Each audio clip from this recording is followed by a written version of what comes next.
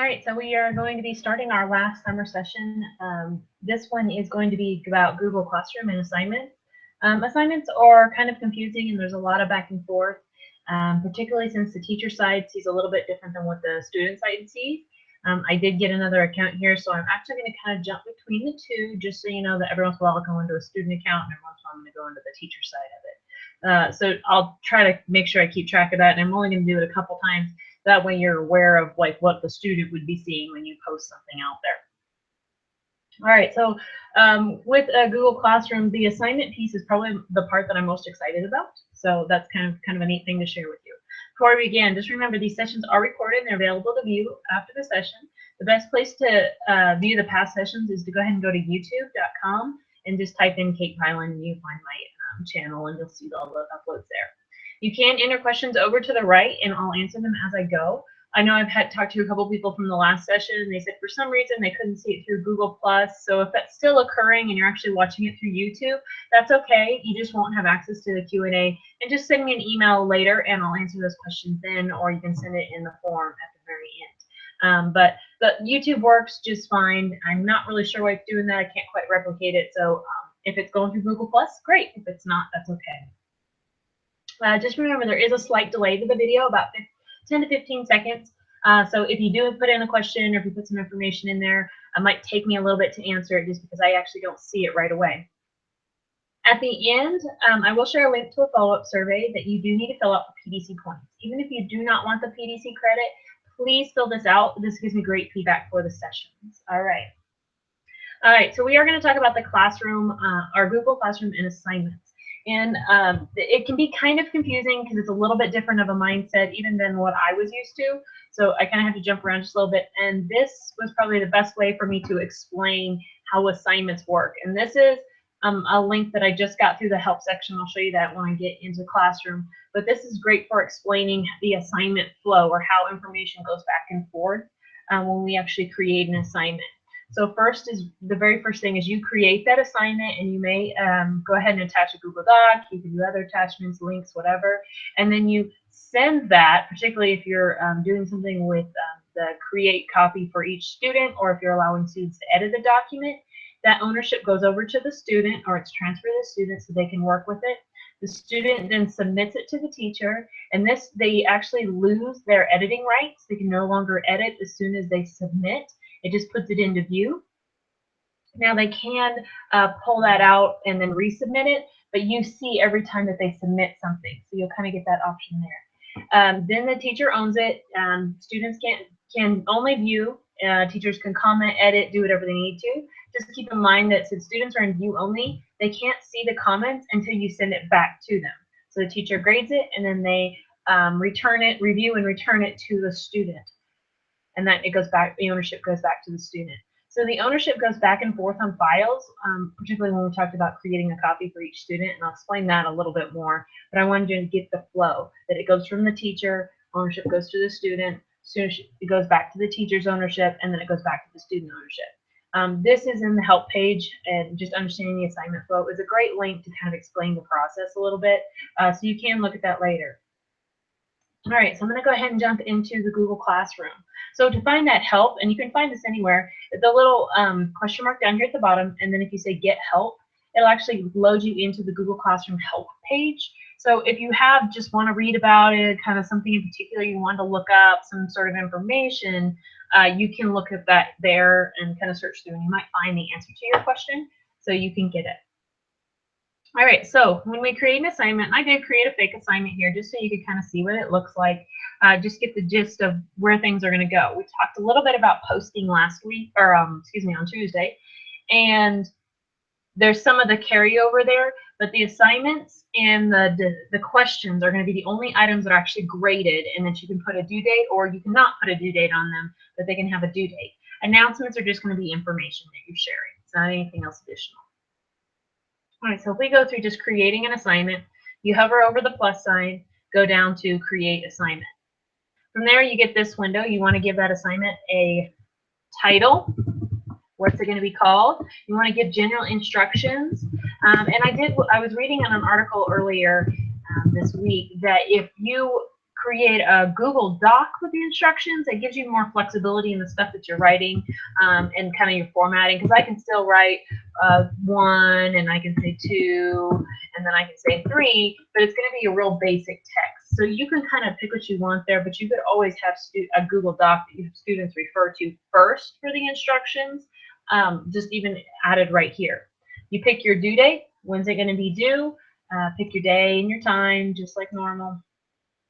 You can type in your time if you want to. You're not required to. And then you can add attachments. You can upload documents. You can go to your, and the uploading your documents are going to be your things, particularly if it's an outside document, not a Google file. You can still get a Word document directly from Drive, but the upload does give you the option there if it's something that doesn't present well in Drive. So you can click on attachments, and that's going to upload it. You can go Drive. You can click directly from Drive. YouTube, remember, students can't see YouTube, so you got to find another way, which is when I use the link from the share via link in my Drive, I add the link actually right here. So above, I'm going to leave this on Save Draft. What was it? Above, this one was added as a just an uploaded file straight from my desktop. Digital footprint, didn't have a whole lot of information. This one is a Google Doc that I share directly from Drive, and this was a website link. So you can show the variety here. Here was my title.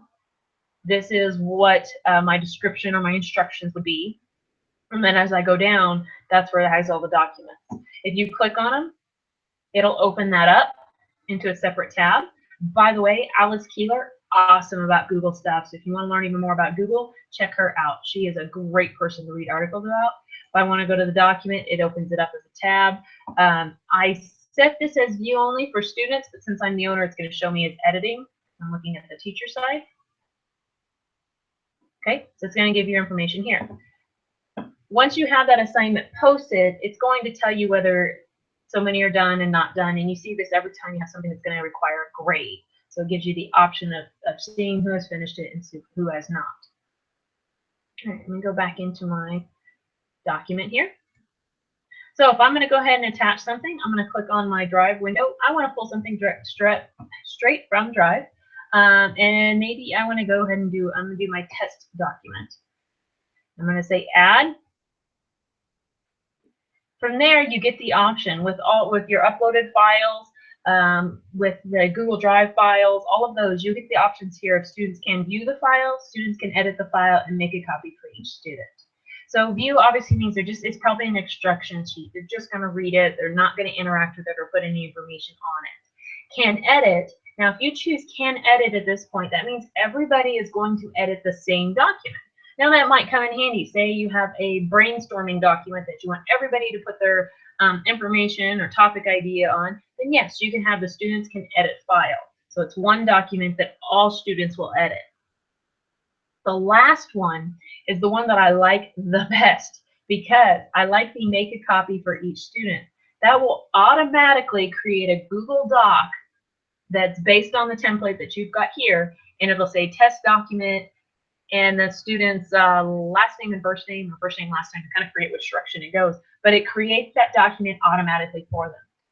If you would forget this step, students can go in still on a regular document and make a copy and then do everything you need to do the same thing there, but you're relying on the student to make the copy.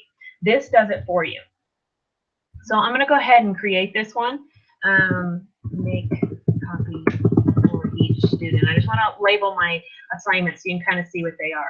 I can delete things if I want to. I can add multiple if I need to add more. So if I want to add another one, I was trying to think here if I just had people go to youtube.com. Okay, and then I'm just going to say add. I would actually put a link there if I was actually doing a real one. You still have the same options for posting, the same way we did before.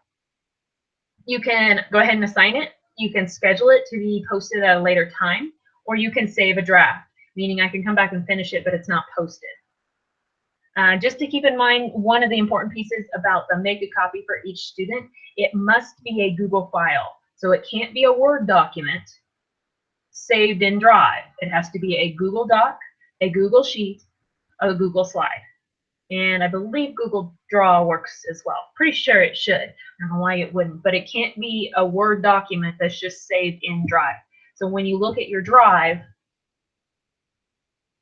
you look in Drive, hold on here, see if I can get some documents coming up, and you see this blue square next to it, that means it's a Google version. That's a green, Google Sheet. I don't know if I have any Word documents actually. If it's a Word document and I don't have any sitting here, it would have a blue W. So that's a Word document that is stored in Drive. You cannot do the make a copy. It just won't work. It doesn't do it. All right. So I'm going to go ahead and hit assign on this piece. Assign. It's going to go through assigning it. All right. So then you see this information come up here, and it's going to say each student will get a copy. Now I'm pulling over my student version right now, just so you can see that. Let me refresh. This is my student here, so just so this is the student side. So this is what the student's going to see. They see that they have to watch a YouTube, and actually if I click on it here, in the assignment, I just got into this one, so it's giving me all the new stuff. It's going to tell me, watch this video and fill in your information. Here's my document right here. It says test document, yes, but test Chrome, that's the name of this account. First name's Test, last name's Chrome. So instead, this would be Kate Hyland if it was my document, or if it was Jane Smith, you would see Jane Smith here. And I just click on that. I would fill out my information. What am I going to write here? And I'm actually going to do something totally different, so I know this stands out. This is my copy.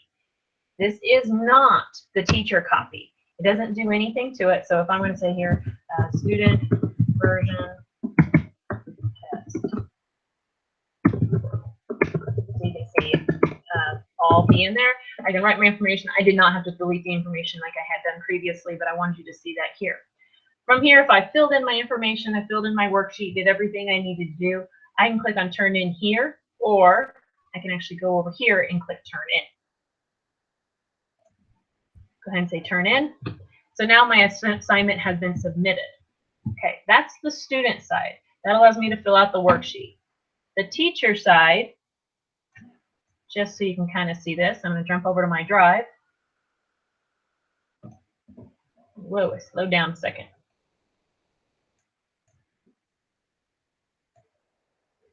Oh, there we go. Classroom. And I want to go to my summer learning session. And then here's my title, make a copy for each student. That's my folder. So I can actually see who's all enrolled in my class right now because it created a document for every single one of you. It says test document has your name, test document has the name. And as I go down, here's test Chrome. So I want to look and see what they're doing. Whether they've submitted it or not, I can actually view what they've written. So you see this is their version. Somebody else, this is her version. They're all different, or they're all the different files. They are not the same file. So that comes in really, really handy for those, especially those younger kids, and teaching them how to make a copy. You kind of get to skip that step a little bit, but I really do like that, and it automatically slaps their name right on it so you know where it's at. Now, what I do like, this is my personal Google Drive. I'm the teacher, that these students are owners of all their documents. This student, Test Chrome, who actually submitted it back to me, the ownership is now mine. That student can no longer make any changes. So again, here's the student. This is the student side again. If I were to click on this now, note that it's submitted. I can't unsubmit, but it's done, meaning I submitted it. If I click on it, I'm only in view only. I can no longer type or do anything in this document. I can highlight, but you can't do anything with it. Even if I highlight, hit keys. I am not an owner of this, and I'm only the viewer.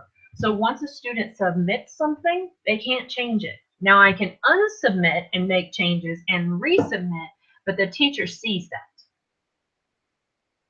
Right, so that's just kind of your security there, just so you know on the assignment workflow. Right, so I'm back on my teacher side. I'm going to jump back to my classroom. All right, so this is, again, I'm back in the teacher side of what you're going to see of that version. So that copy, make a copy for each student is my favorite thing about the assignments in Google Classroom. But something to do that you do want to keep in mind, and I'll scroll down and see this. This is a Google Doc. If I come back and try to edit this, I cannot choose to make this the make a copy for every student. Once you have set an assignment, you can't go back and do that and make a copy. You'd have to reuse the post and then redo the assignment and then change all those settings. So know ahead of time whether you're going to make an assignment, make a copy for every student. Okay, so just know that right away or you won't be able to go back and do it. I can go back and make something view or make something edit, but I can't make the copy for every student. Okay. I'm not sure, Vera, why you can't watch this. Hopefully you'll catch it later. Promise you will. Okay. So that's how you go ahead and make your assignments. Don't forget, if you want to do the make a copy, you got to do that one right away. So now what do we do once we've got our assignments made? Kind of the actual monitoring as you go, not even just the grading piece yet, but monitoring. I'm on the teacher account right now. If I click on my lines and go to work, here it's going to show me, and I'm just going to pull down just this class. It's going to show me all my assignments that I have that need to be reviewed. I have none that have been reviewed yet because I haven't submitted anything back. But these are all my assignments that need to be reviewed. So I know right here that I've got one person that doesn't have this submitted yet. Let's say I'm going to go ahead and grade it because maybe I did have a due date. Click on it. I went through and I checked. I actually already put those grades in. Know that when you grade, you can put some points in, but until you actually return it, the student will not see that grade.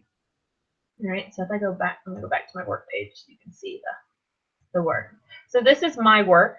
So you can see what I have to do, all my assignments that are listed out there. I can move them around. I can look at them as I need to. I can, if I wanted to say mark these as reviewed, it'll actually push it over. There's some items like that. The student work view is going to look like this. So I'm on the student again. I go to work. And then I see this. Now this is the only class I'm signed in, but it just tells me what I have due and then what I've done. And as this student, I went ahead and submitted things. Now I have done the how ready are you back to school, but that has not been sent back to me, so I don't get a grade. So you'll need to teach students to understand to look for the work and then go to the to do, what do they still need to do, and the done, what is completed. I know this one on my to do, the complete the follow-up survey. That one is, we talked about forms, I think last time, that if you were to actually post an assignment as using a form, it doesn't mark it as done as soon as they take the form. The student actually has to come back and hit mark as done. So it's kind of one of the things you want to teach students or make them aware of. And if I go ahead and say mark as done, and from there, it would show up as on the teacher side as that person had submitted. Even though I know they'd already completed the form, they don't actually submit through Classroom. So you want to kind of keep that in mind. All right, let me go back, look at my work. One thing, I wish I could bounce back to my work. So this is my to-do list now. So these are the things I have to do. And it does put the dates out or when you need to have it due. It'll say like due tomorrow, due next week, no due date, did have that one up there. But know the difference between to do and done. And this is on the student side. Pull this down. Okay, back to the teacher side. If I want to go ahead and grade that, how ready are you to be back to school? This is kind of your grading page. This is fairly standard. I mean, there's a few different versions of it. This is a question with a multiple choice response or a polling. So this is kind of what this screen looks like. Default points are 100, but if I want to change that at any time, I can change that here. I'm not going to change it because that'll change all my grades. But I could just click on it and you just type in your new points right there. These students, I went ahead and I went through and said, oh, they did it, they did it, they did it. I just went and found the ones that were done and I gave them a 10. Just click on the line and I would just type it in, just like I did there. If I wanted to type in Jody, I'm going to fail you. I'm actually going to give her a 0. I love her to death. I don't mean it. I really don't. But there's the 0 and we give a 10 for from there, I want to check all the boxes and I want to return. That way the students see their grade. Go ahead and say return. It's going to ask me, do I want to send a private comment? The private comment is just, you can put the same private comment on all of them, but it's only going to be sent like individually to that student. So if I had a particular question I want to talk to somebody about, I would click that student and then put their private comments. I'm going to go ahead and say return. All right, so gives them their grade. So now students can actually see that grade that has been returned to them. So the grading takes a little bit to get used to. The best thing I can tell you when you're working back and forth is to go to your work page and just look at your classes of what ones you're obviously working on at that time, and then go between your to review and the reviewed. To review is kind of like your to do, and review is done. It should pull that. I just had to reload my page. It should pop that one up. Come up there. But I can go ahead and, oh, there it is. It's showing the blue here, and then I can go ahead and say mark as review, and it kicks it out. If I didn't want to kick it out yet, maybe if it wasn't done, I actually wouldn't do that. Okay. The other one that I was going to show you the private comments. So if I hit here, what's your favorite color, and I can go through and see people's responses. I know here that Vera and Angelique both responded, and they both said purple. Oh, look it. Vera heard 10 points. I was going to say, you know what, I love purple too. So I'm going to click on return. This is where I would add that private comment. I can add that information in there, and it's going to return them. It's going to give them the grade as well as their information. On Test Chrome, just so you can see that, I actually already gave them a private comment. And it said, well done. So if I go back and click on it, you can see that I said, well done here. The student side of seeing that is if I go here and I see your favorite color, I got 10 points out of it. I click on it to see the comment, and there's my information. It tells me I get 10 to 10 and well done. So the student just gets that right tag onto the assignment when you do a private comment. Get that out of the way. All right, so when you do your assignments, keep in mind that as students are working on information, if they are working on a particular assignment, if I click on it here, even before they submit, I can see little thumbnails of all these, my Test Chrome one. If I wanted to send a comment to this student as they're working, I just have to click on that name, even if he wasn't. I'm gonna do this to Leah because I know her. And say, don't forget about punctuation. So I can write that information in there. And Leah, if you watch this, you're going to see a weird post. I'm going to go ahead and say posting. And it says, don't forget about the punctuation. That comment will just go to that student. It is not seen by any other student. However, if I go back and I notice on the assignment, there was something I needed to do overall, I can say instructions, add class comment. So student work, individual. Instructions, overall. I forgot that it is almost the weekend. Have a good day. I can write that information in there in a post, and it'll post it right with the assignment. So if I had additional instructions that I needed to go back and do, I can add that information in there. All right. So that's all about the commenting.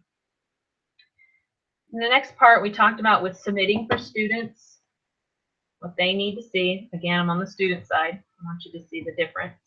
Students, when they submit, they can unsubmit if they need to, but right here it should say submit. If at any time you want them just to create a blank document from nothing, you don't have to automatically do that, make a copy for everybody. So this one did not have a make a copy for everybody, but say I want them to submit a Word document answering these questions. There's a short essay. All they have to do is come down here, and they can either add it directly from their Drive. So maybe they created it in Drive first, and then they can find it, or they start here and they say create docs. It's going to create that document. Gives me the assignment title as well as the student name. And it's just a plain Google Doc. And I can create a slides and all that information. But this is a sample response. And maybe this is my essay response to that question. And I can turn in here if I want to.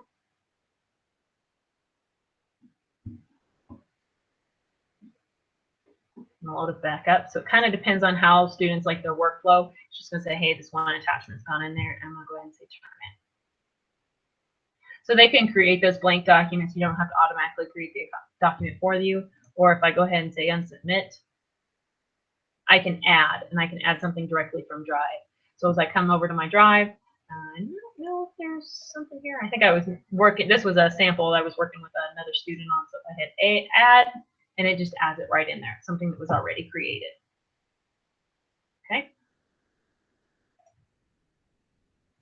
If it's a question or the form, they just have to make sure they hit submit down here or mark is done. If it was a question response, like a blank response, I just have to have filled that in. If it was a multiple choice, I just have to have selected my multiple choice. That's how the students submit.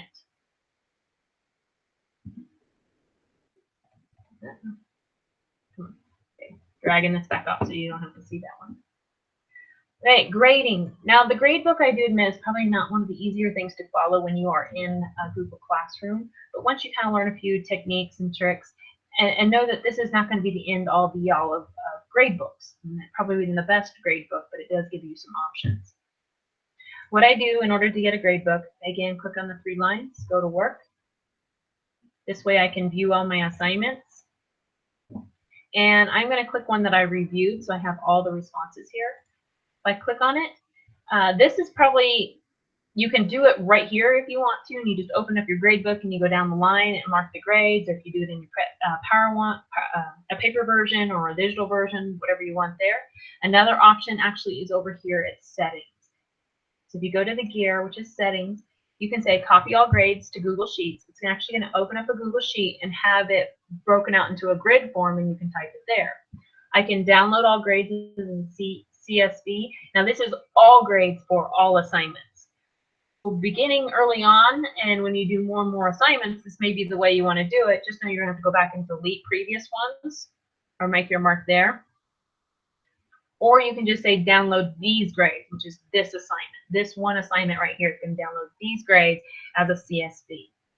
So that kind of gives you your version, some options there. I'm going to go ahead and do the copy all grades to Google Sheets so you can see what that looks like. Going to load it here.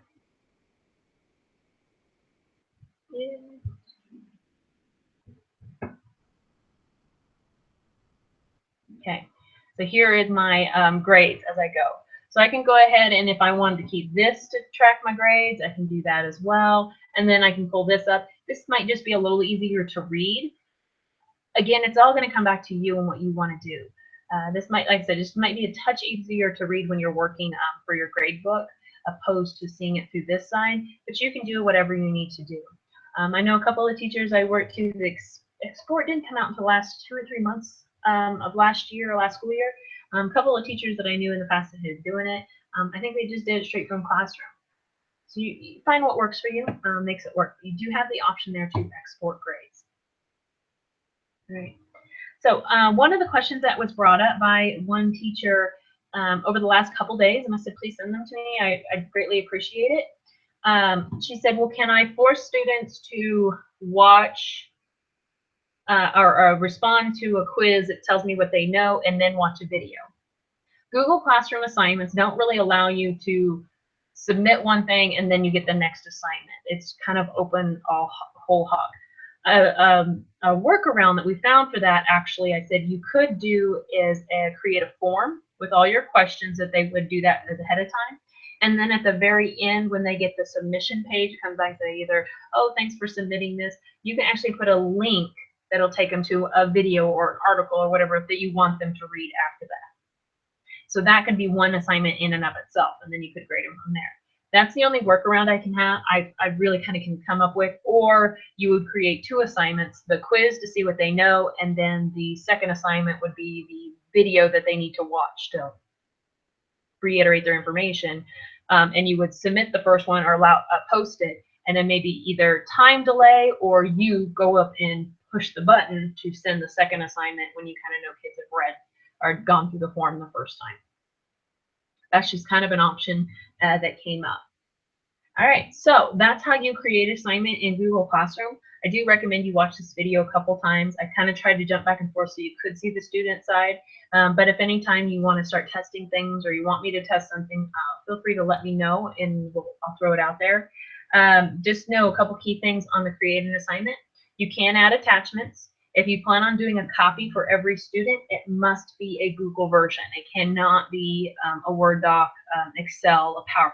has to be a Google Doc, Google Sheet, slide, draw. Do that the first time. When you go back to edit an assignment, it won't give you that option to make a copy for every student. So make sure you kind of have that plan ahead of time. And then last but not least, when you're doing the grading and the submitting, know that as soon as a student submits an assignment, they lose ownership and only able to view that assignment. They cannot edit it. So that does lock them down. They can unsubmit, but then they have to resubmit, and those you can look at a submission history. I think I can find that. I want to find one of my submissions. I think this is the one I submitted. Nope, didn't. There, about this one. I was hoping I had a submission from my own account. Oh, this one I did. I know I did. For my test account. So I'd submit it on my test Chrome. If I click on it, I can click right here and say see submission history. So it's going to say done. It was only submitted once. If it was resubmitted, it'd give me another time right here. All right. So just know that they cannot edit those unless they unsubmit and then resubmit. All right, so that was the last one. We are all finished up with our Google Summer Learning Series. If you want to watch any of those, know that they are all still available on YouTube. I'm hoping they'll stay up there for a while. If for any reason they got pulled down, I'm sorry about that. Just let me know if you have any questions. Please take the last follow-up survey. That is case sensitive. Don't forget it. But if you have any additional questions as we kind of get through these and the start of the school year, feel free to email me at any time. All right, I hope you guys all have a great rest of your summer, and we will see you back at school in another week. It's coming fast. We'll talk to you later. Thanks, guys.